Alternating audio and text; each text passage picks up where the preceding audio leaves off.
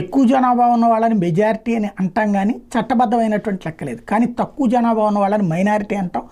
ఆ మైనారిటీల యొక్క సంస్కృతి, వాళ్ళకి సంబంధించినటువంటి విద్య, వాళ్ళకి సంబంధించినటువంటి ఎదుగుదలకి ప్రభుత్వాలు ప్రోత్సహించాలి.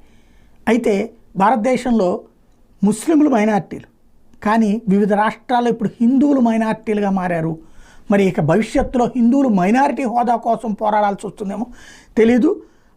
లడఖ్లో కేవలం హిందువులు 1% ఉన్నారు, లక్షద్వీప్లో 2%, మిజోరాంలో 2%, కాశ్మీర్లో 4%, నాగాలాండ్లో 8%, మేఘాలయలో 11%, అరుణాచల్లో 29%. అదే సందర్భంలో